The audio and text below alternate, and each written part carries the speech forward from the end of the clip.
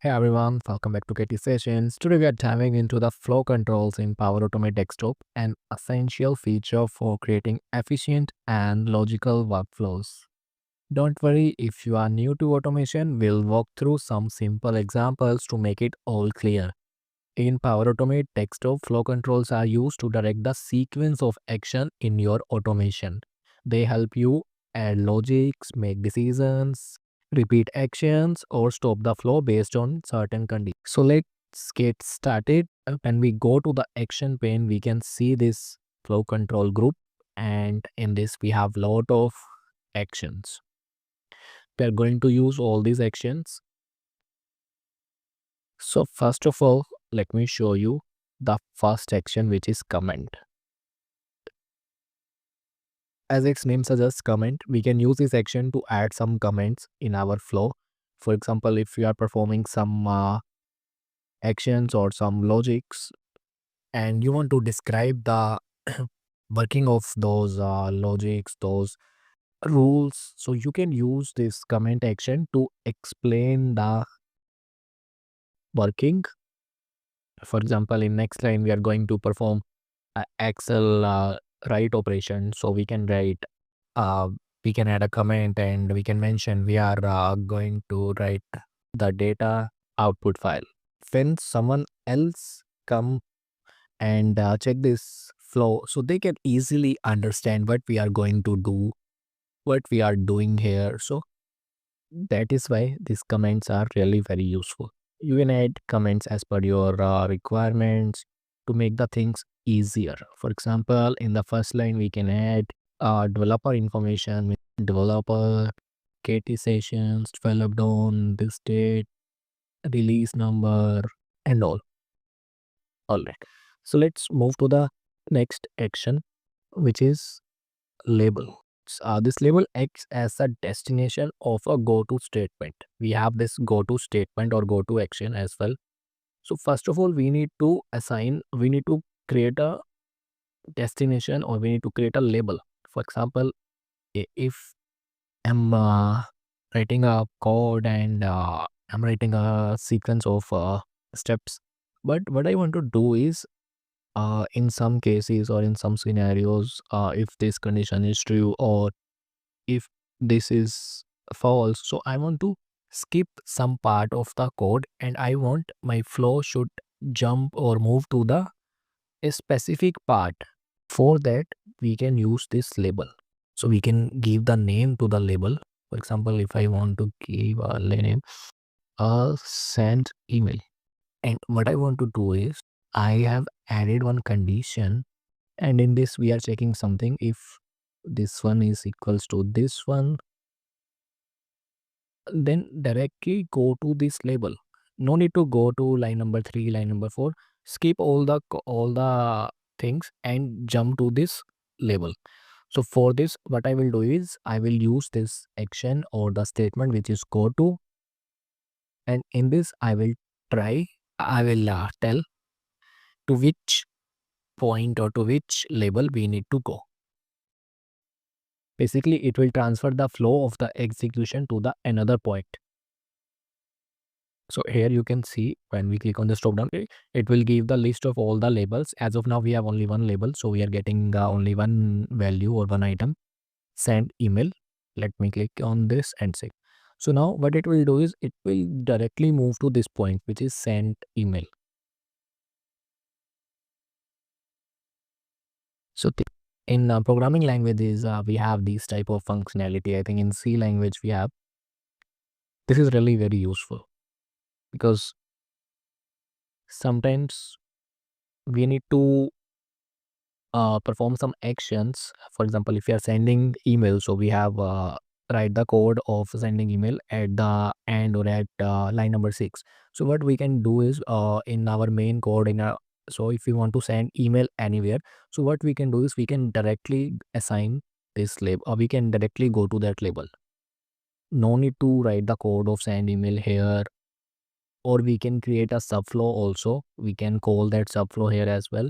And if the code is already in our main, so we can use this go to statement and we can assign that label so that our flow will come to this line number line number 6. And whatever actions we are performing after line number 6, for example, if you are performing this, so it will start performing these actions. Now let me show you. See carefully. It will go to line number 1 and then 2, and then it will go to label. It will not go to this line number 4. If I add something else in line number 4, let me line number 4. Okay. And let me do the code and let me run the flow. Now it will not display the message of line number 4. See, we are not getting any message because the flow is directly coming to line number 6, line number 5 after line number 3. Okay. So this is the benefit of the label action. And these comment actions, these are not the part of the flow. Means it will not execute these lines, line number 6, 7, 8. So now let's move to the next action, which is wait. If you want to suspend the execution of the flow for a specific amount of seconds, you can use this wait. This is a static wait. If you want to wait for a particular action or something, so you can add wait. For example, I want to wait for 10 seconds. So I will give the date 10 here, and it will wait for 10 seconds, and then it will move to the next thing. For example, if I have added wait in the beginning of the code and it will wait for 10 seconds, then it will display the message. Let me show you. Let me run the flow, and it has started the wait. See here, you can see the time.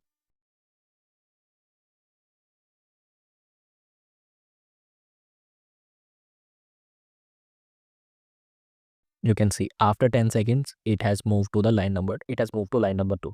So this is the benefit of the wait stage or wait action. And if you want to stop your flow in the middle of something, for example, if this condition is true, then stop the flow. No need to execute the next statements. So for that, we can use this action, which is stop flow. It will stop the flow successfully. And if you want to throw any exceptions also, then you can select this with error message, and here you can add error message. For example, if a particular condition is true or false and we want to throw some exception, so we can use this stop flow action. So if 1000 is equal to 1000, then it will give this validation fail.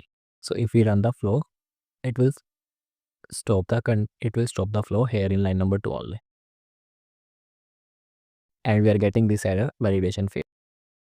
So if you want to stop your bot successfully without any error, you can use this. And if you want to throw any error, then also you can use this.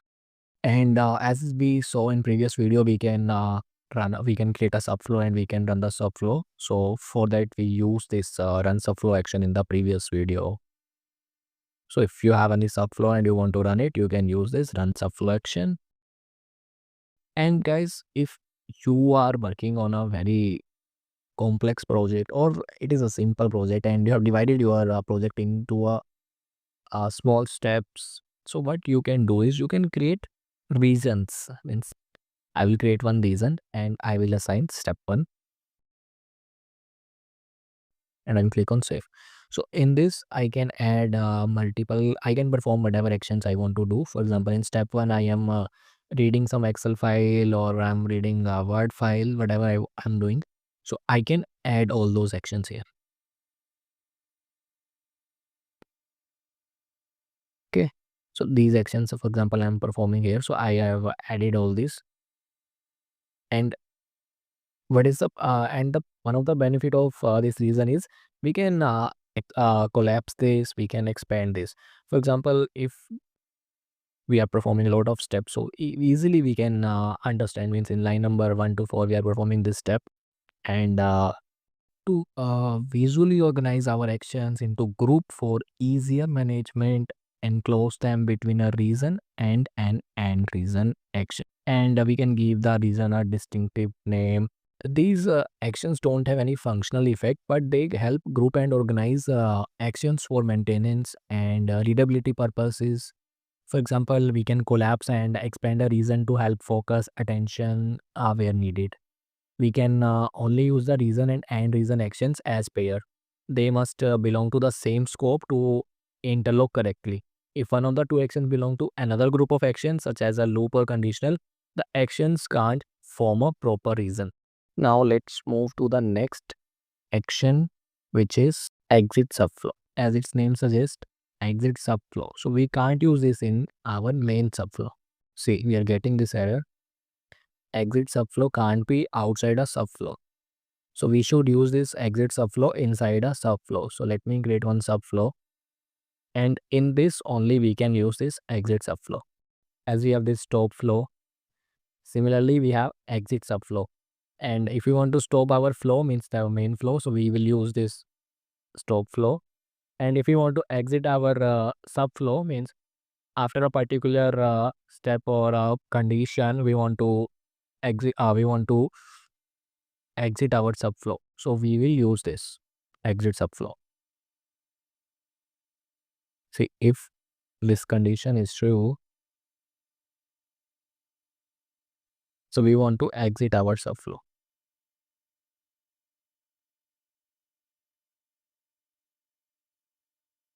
Okay. And this one, stop flow. We can also use this stop flow in our subflow. And if I want to stop our flow successfully, so we can use this successfully. Otherwise, we can use with error message if we want to throw any error. In that case, it will terminate the flow. And in exit subflow, we don't have any action or any input parameter. Okay. And this end stage, this is we can't use this end stage alone.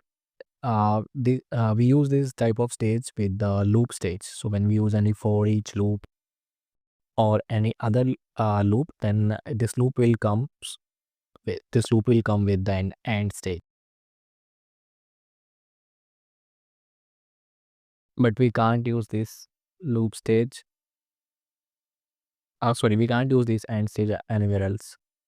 See, it comes with an end stage. In next video, we will see the use of get last error and on block error.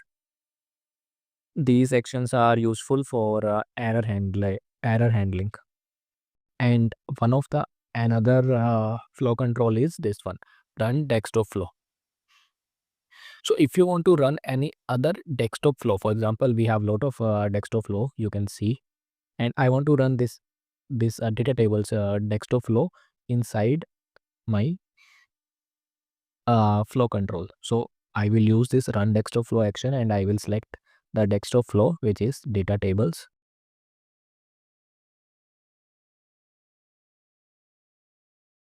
We can save. And this action will run a desktop flow which can receive input variables and may produce output variables. The parent flow run will be paused until the called desktop flow complete. So these are some flow controls which we use in our desktop flows. So as we saw in the previous video, we can divide our complex process into subflows.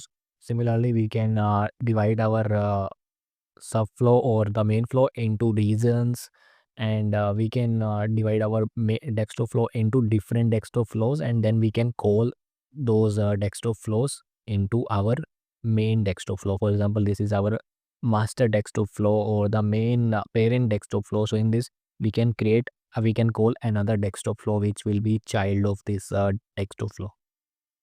Okay. So all these things we will cover in the next video or in upcoming videos. So thank you guys for watching this video. I hope you have enjoyed this video.